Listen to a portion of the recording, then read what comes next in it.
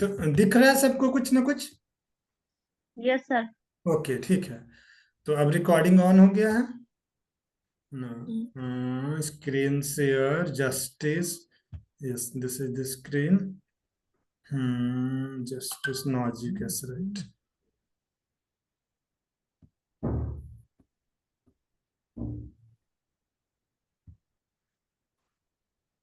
ऐसे कैसे हो जाता है? नॉजिक कहाँ चला गया? Nozick yes.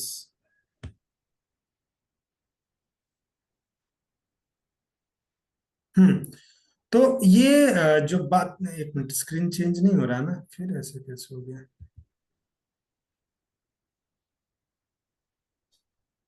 लेआउट खत्म कर दिया, स्क्रीन चेंज क्यों नहीं हो रहा?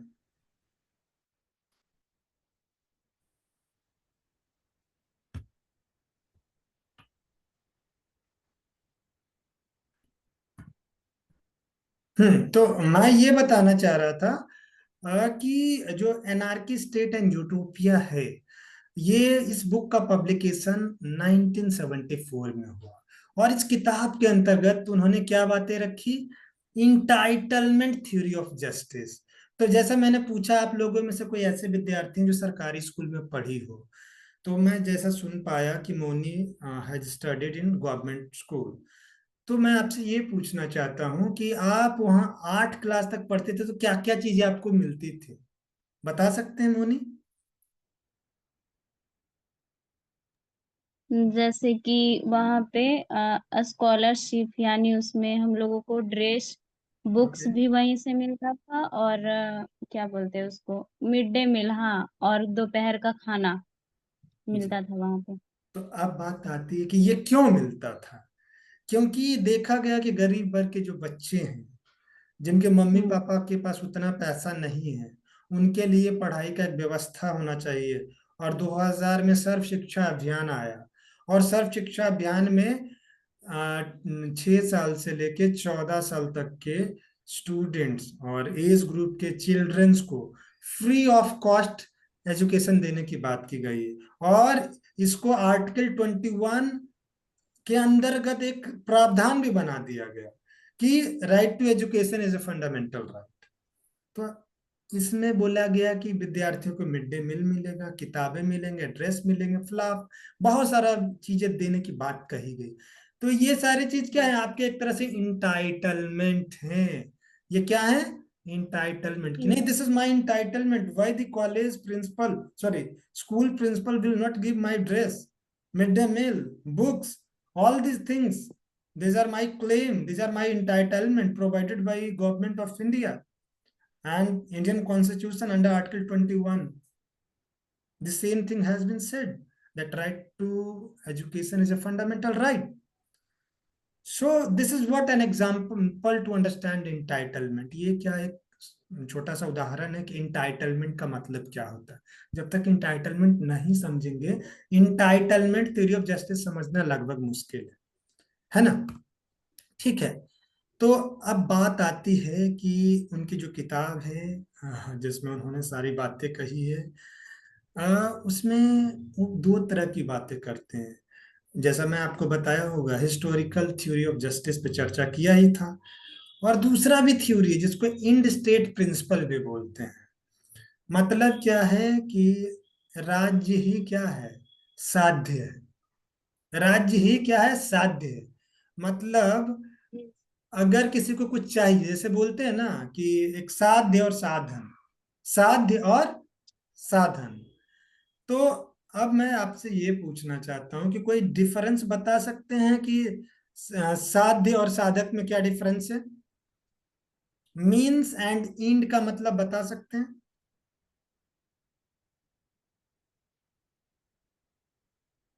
साध्य और साधक। मतलब किसी चीज को प्राप्त करने का तरीका, माध्यम, जिसको मीन्स बोल देंगे। और जो फाइनली मिलेगा, जैसे न्याय मिला, तो वो एंड हो जाएगा, एक तरह से साध्य हो जाएगा।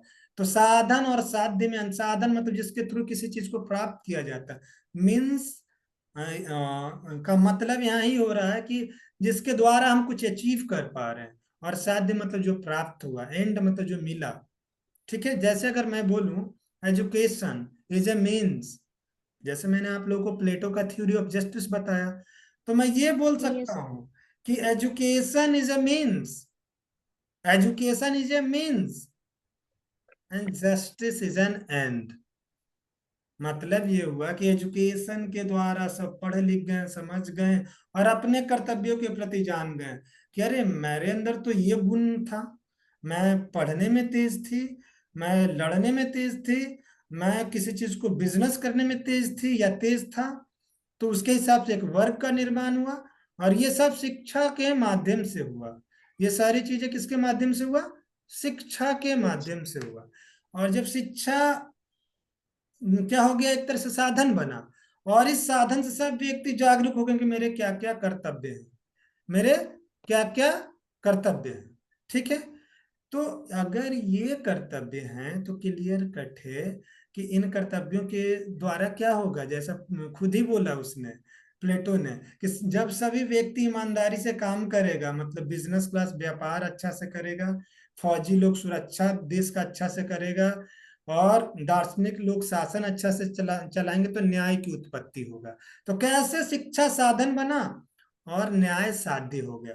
तो ये जो चीज मैंने बताया समझ में आ गया, मीन्स एंड एंड का डिफरेंस यस सर। समझ में आ गया, ठीक है। क्योंकि ये सारा मतलब जस्टिस में समझना है। अब मैं हिस्टोरिकल प्रिंसिपल को थोड़ा सा बेसिक मैंने ऐसा बता दिया कि हिस्ट्री के थ्रू जो न्याय के जो बहुत सारे आयाम उत्पन्न होते हैं वो ऐतिहासिक सिद्धांत होते हैं। तो अब बहुत दिनों से ऐसा होते आ रहा है, वो फिर आगे भी होते चला जाएगा। अतीत में ऐसा किया गया और वो वर्तमान में अधिकार बन गया। तो ये हिस्टोरिकल थ्योरी ऑफ जस्टिस को प्रोड्यूस करता, उत्पन्न करता है।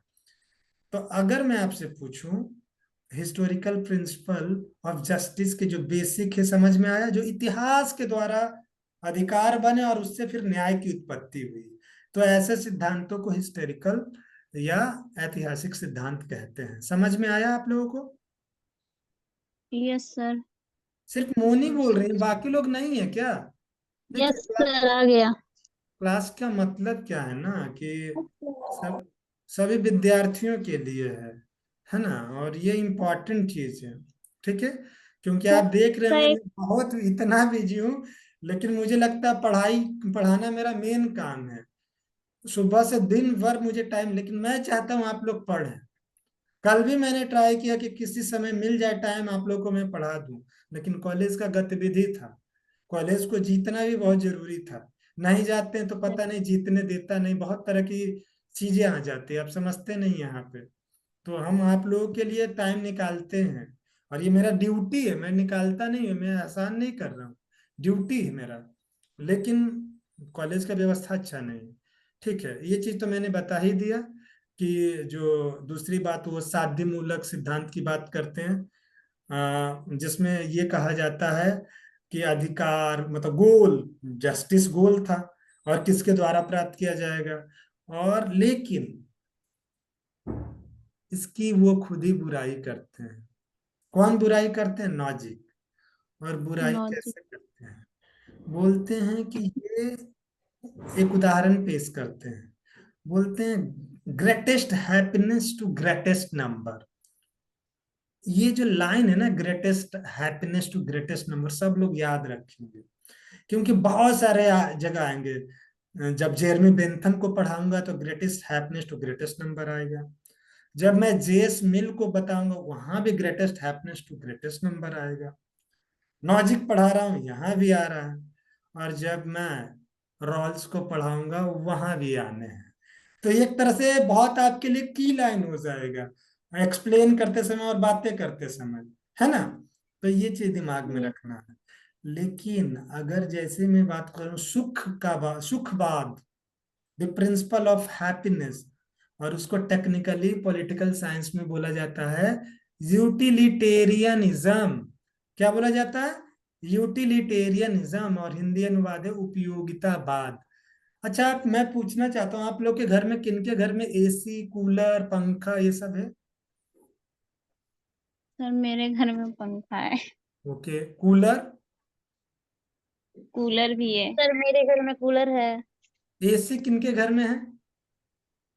नो सर, ऐसी नहीं है। ठीक है, किसी के घर में नहीं। स्मार्ट क्लास में एसी है ना? यस सर, सर है। हाँ, तो अब मैं पूछना चाहता हूँ, जब पंखा नहीं चल रहा होगा तो गर्मी लगेगा। जब पंखा यस। चलेगा तो थोड़ा सा सुकून। कूलर चलेगा तो थोड़ा और सुकून।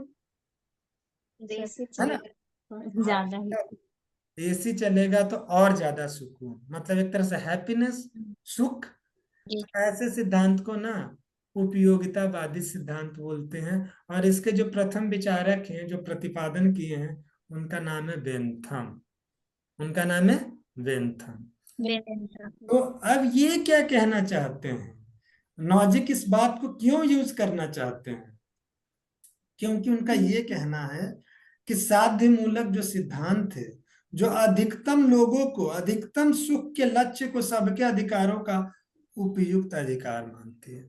लेकिन इतिहास में ऐसा, ऐतिहासिक सिद्धांत में ऐसी बातें नहीं है। ऐतिहासिक सिद्धांत में ऐसी बातें नहीं है। तो उनका मानना है कि अगर कोई ऐसा अधिकार दिया जाए लोगों को जिससे अधिक से अधिक लोगों का जीवन सुखमय हो, तो ऐसे सिद्धांत यूटिलिटेरियन प्रिंसिपल वाला सिद्धांत कहलाएगा। समझ में आया कि नहीं? यस सर, आया। ओके, यस ठीक सर है। आया। लेकिन अब नॉजिक बुराई किसका करते हैं? नॉजिक का जो सिद्धांत है वो इतिहास हिस्टोरिकल थ्योरी से ही शुरू होता है, हिस्टोरिकल थ्योरी ऑफ जस्टिस से ही। लेकिन उसी का वो क्रिटिसिज्म करना चाहते हैं। कैसे करना शुरू करते हैं, उसके पीछे की वजह है। जैसे फॉर एग्जांपल, मैं अपना उदाहरण लेता हूँ। मेरे पास बहुत प्रॉपर्टी है, इतना प्रॉपर्टी है कि बता नहीं सकते हैं। लेकिन ये मेरी प्रॉपर्टी नहीं, मेरे पापा दादाजी का प्रॉपर्टी है। और पता चला मेरे दादाजी और मेरे पापा जी ना वो संपत्ति बेईमानी से हासिल की। तो ऐसे संपत्ति को वो जायज नहीं मानते। तो लेकिन अब ये तो क्या हुआ, इनहेरिटेंस में मिला, बपौती में मिला, खानदानी मिला।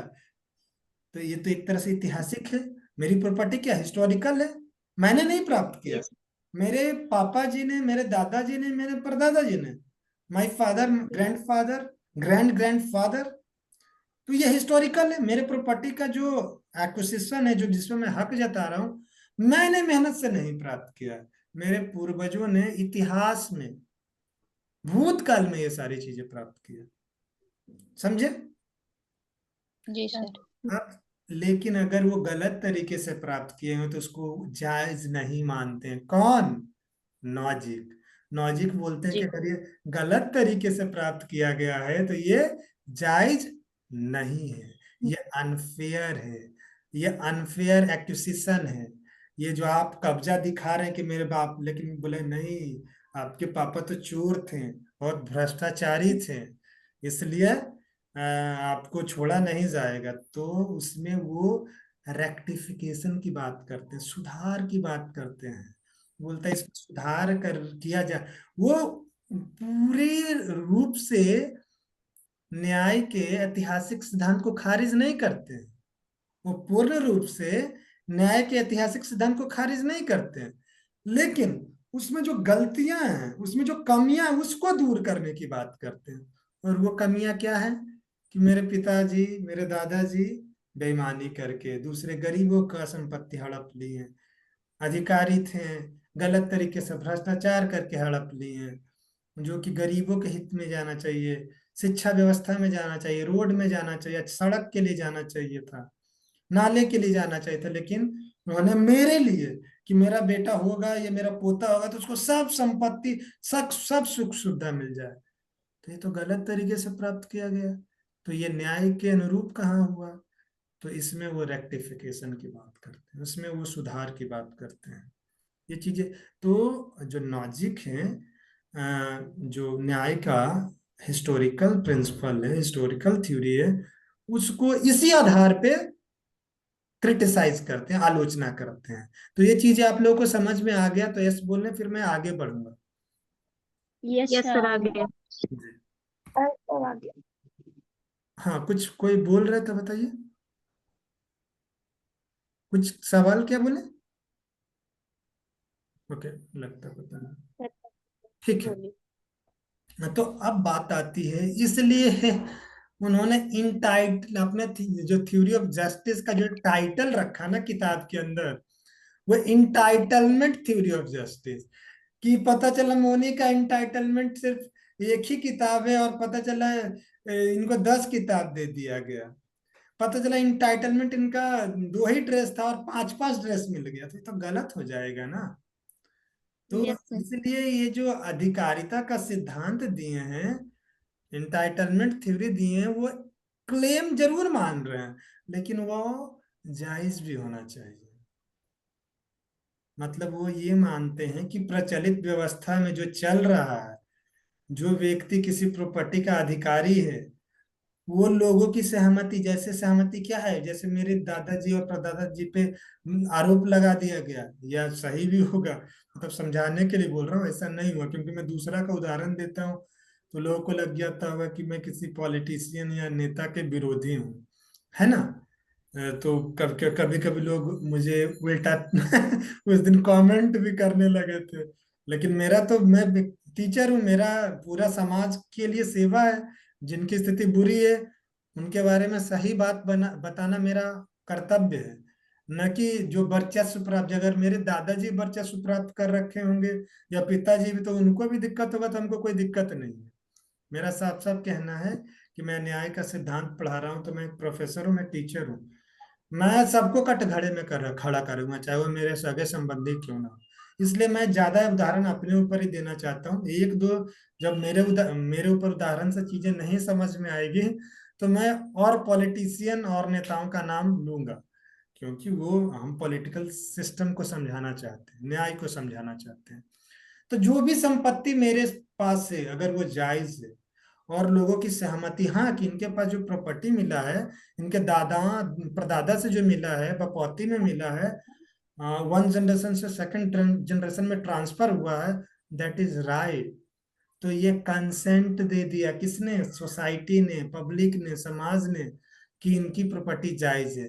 तो ये गैर कानूनी और गैर वाजिब नहीं होगा, ठीक है। लेकिन ये तो पहला आधार है, और भी वो बातें यस। कहते हैं।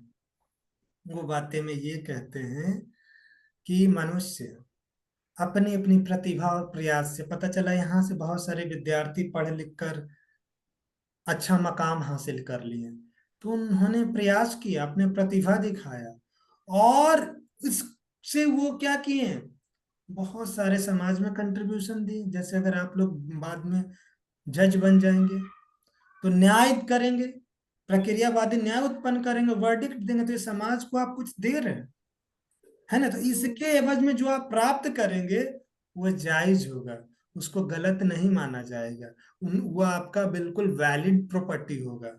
ठीक है, समझ रहे हैं? Yes sir. ठीक है। सर। तो वो यस सर। प्रोडक्शन को, उत्पादन को बहुत डिफरेंटली बताएं, जैसे अभी मैंने बताया कि आप अपने मेहनत से, अपने स्किल से चीजें प्राप्त की, प्रतिभा से आपने प्राप्त किया, तो ये जायज होगा।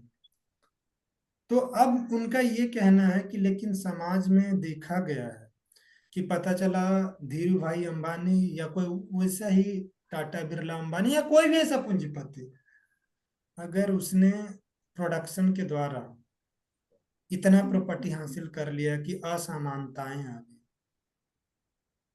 और उस प्रॉपर्टी को वितरण, मतलब गरीबों और जिनका हक समाज में रह रहे लोगों को देने की बात में आएगी, तो उसको जायज मानते हैं। लेकिन उनका ये कहना है कि अगर वो सही तरीके से प्राप्त किए, अपने प्रतिभा से प्राप्त किए, अपने इफर्ट से प्राप्त किए हैं, अपने टैलेंट और इफर्ट से प्राप्त किए हैं, तो इसका डिस्ट्रीब्यूशन किया जाना गलत मानेंगे।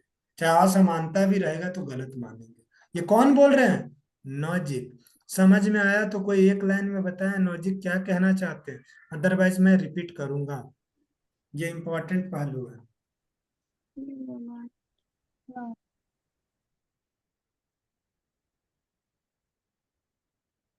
कोई बताएं, नहीं तो मैं रिपीट करूंगा।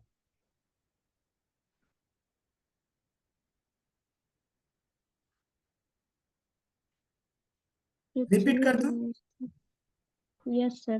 देखिए फिर से मैं बता रहा हूँ कि अगर कोई व्यक्ति के अंदर प्रतिभा है, टैलेंट है, और साथ में एफर्ट भी लगा रहा है, और उसने कुछ अर्जित किया, कुछ प्रॉपर्टी प्राप्त किया, या कुछ पुरस्कार प्राप्त किया, कुछ अवार्ड प्राप्त किया, अगर इसके कारण असमानताएं आती है, संपत्ति प्राप्त करने का असमानता आती है, तो उनके प्रॉपर्टी को छीन के गरीबों में बांट देना गलत है। ये कौन बोलता है? विनाशकारी नौ। बोलता है जी। समझ में आ गया या नहीं? यस सर, यस अब आया। सर। ठीक है, और आगे ठीक है। तो अब चलिए आगे इस चीज को मतलब और एक्सप्लोर करते हैं कि अगर कोई भी चीज अचानक नहीं मिले, क्या मैं बोल दूं कि अचानक कोई व्यक्ति अमीर हो गया, या फलाना ये व्यक्ति मकाम प्राप्त कर लिया, तो ये सारी चीजें अचानक नहीं होता, ये एक सिस्टमेटिक प्रोसेस और टाइम लेता है ना? और ये मेहनत के बाद, समय के बाद उत्पन्न होता है। तो अब बात है कि अगर कोई व्यक्ति अमीर है, तो वो दिन रात मेहनत कर रहा होगा, उसमें अपने आप को खपा रहा होगा, अपना टैलेंट लगा रहा होगा। अगर उसको छीन लिया जाएगा तो ये गलत माना जाएगा। ये लॉजिक बोल रहा है, ऐसा नहीं। अब कोई स्टूडेंट जो सोचते हैं कि अरे अमीर को हम बढ़ावा दे रहे, नहीं।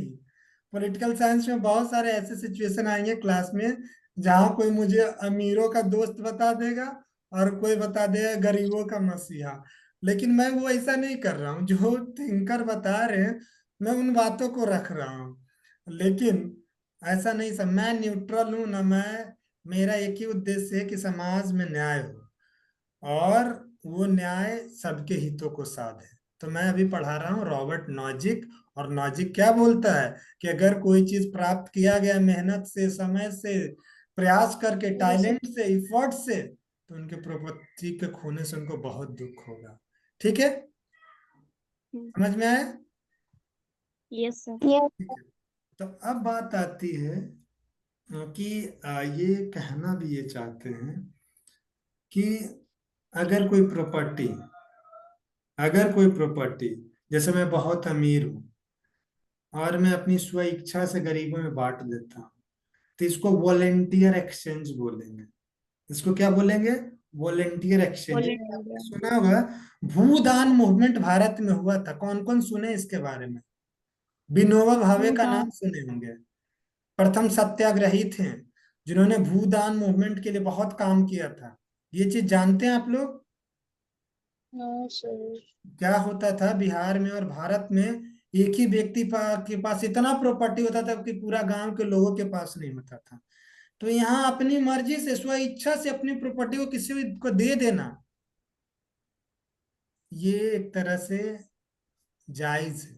लेकिन जबरदस्ती गलत है, कि मैं मुझसे कोई छीन के किसी को दे देना। ये कौन बोल रहा है? नॉजिक। नॉजिक। लॉजिक। ओके। लेकिन नॉजिक, सर भूदान मतलब, सर भूदान का मतलब जमीन को दान में देना हाँ, हुआ जैसे ना? मान लीजिए मेरे परदादा जी को 1,000 एकड़ लैंड है, क्या करेंगे उतना?